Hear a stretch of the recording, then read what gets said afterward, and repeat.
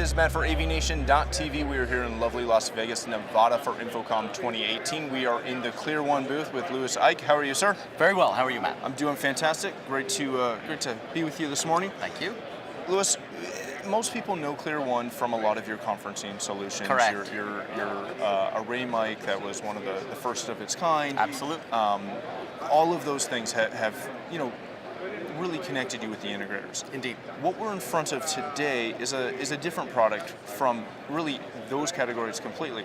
Let's jump into this product and how this is different. Sure.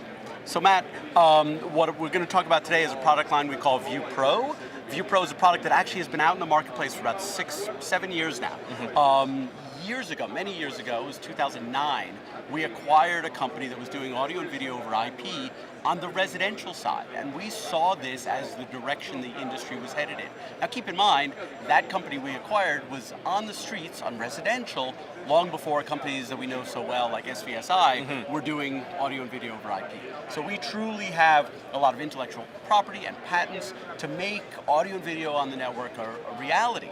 As ClearOne is known to do, we've acquired some other companies as well. So we got into video conferencing appliances, codecs, and we acquired a company called VCon that was doing a lot of H.264 streaming.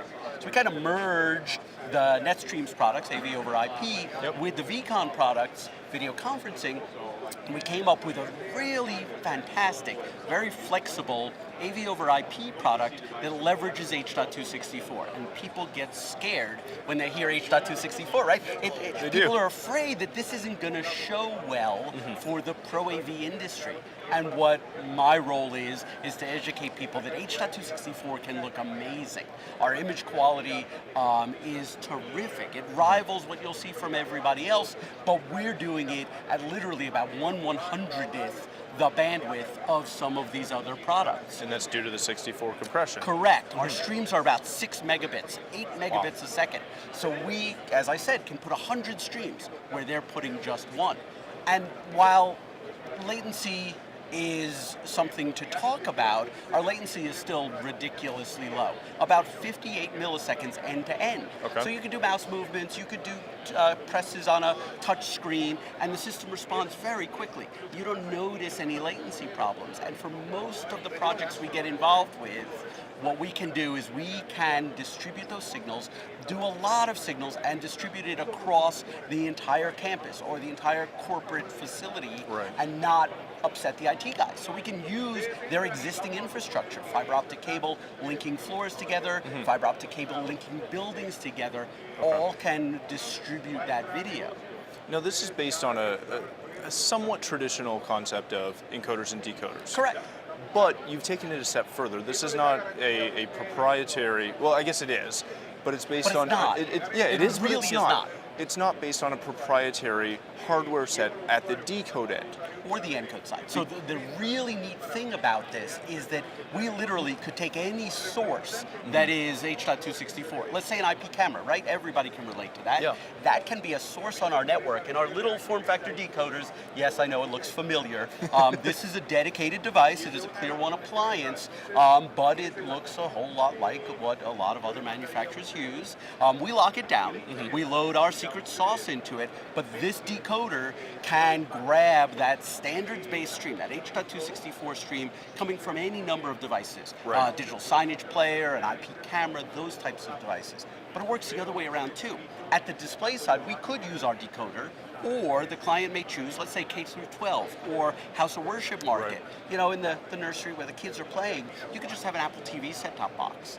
And that can watch any of the streams that are being encoded by our rack-mounted encoders. And that's really one of those things that gives you the flexibility when you come from when you get into the design phase. Absolutely. That you don't necessarily have to jump into a pricier product. You can use a low-cost endpoint if you need to in those tertiary and secondary locations. Indeed. Let's talk about a little bit about how you're running across the network. When we start looking at that, you hear a lot of stuff. Yes. What type of network requirements are we talking about to achieve that 58 milliseconds and those resolutions? So, for starters, we typically like to play in a multicast environment, right? Okay. And we have those same things we like to see that all the other AV over IP products like to see. And let's face it, conferencing products and digital signage products that are distributing content, they all want the same features, right? We want multicast environment. Right. We want IGMP, snooping and querying, fast leave, some minor settings that exist in the network switch. The difference is that because our streams are so small, we can literally be on that same corporate network that they're surfing the web and grabbing their emails from. Right. And because our streams are small, we're not going to disrupt the network. But that being said, another key feature of this product line, I don't know if we talked about this, the encoders can actually stream more than just one stream per input.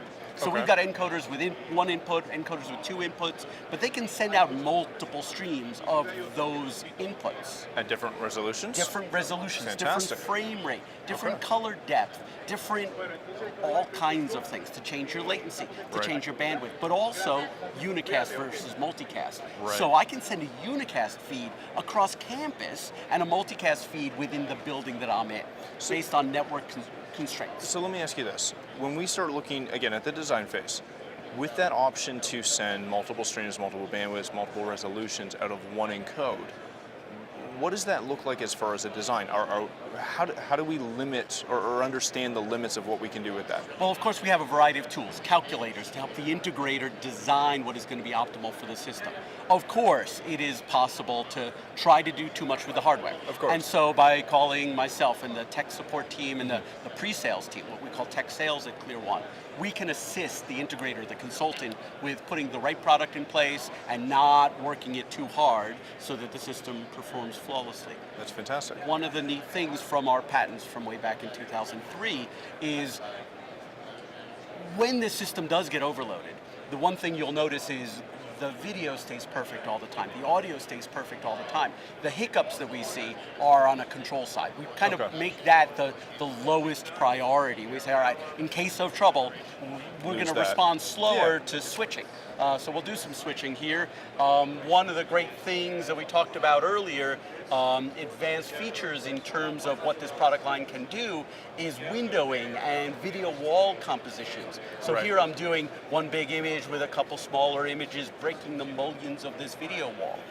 So if I were really loading up these encoders and decoders, perhaps my switching would be a little bit slower. Right. That would become a lower priority, but Okay. the video would always be perfect. How does the integrator and then the end user, obviously I'm watching you interact with a remote. Sure. How does the integrator configure that? Is that from a web-based application? We have a few different tools. Okay. So yeah, we've got a web-based app. You ping the IP address of any encoder, any decoder, and configure the boxes. Okay. We also have a tool that is more for mass production, right? Okay. Big configuration. Yeah. I've got hundreds of encoders and decoders. I'm going to pump out the configuration, hit one button, it's going to push it out to all the everybody. devices. Firmware updates, those kinds of things. Okay. Got a variety of security settings so that not just any user operating the system can hack in and start messing Messing with things stuff. up. I understand. We also have a variety of apps that run on Okay. iOS and Android, PC and Mac for switching inputs to outputs, and then Right. the tool we show here called Panorama, which is how we lay out these video walls and create presets that we just switch through. Right. However your client wants to see Very nice. video, we can build it in Panorama. Beautiful. Well, thank you so much. If people want to get more information about ViewPro as well as the other, catalog Sure. of all your products, where do they Of find course, that? it's on the web. So it's www.clearone.com. The product line is called ViewPro. Lewis.Eig, that's EIG, ClearOne.com. Excellent. Thank you so much, Thank Lewis. you, Matt. For more footage from the show floor or to learn more about AVNation, please visit avnation.tv. That's avnation.tv.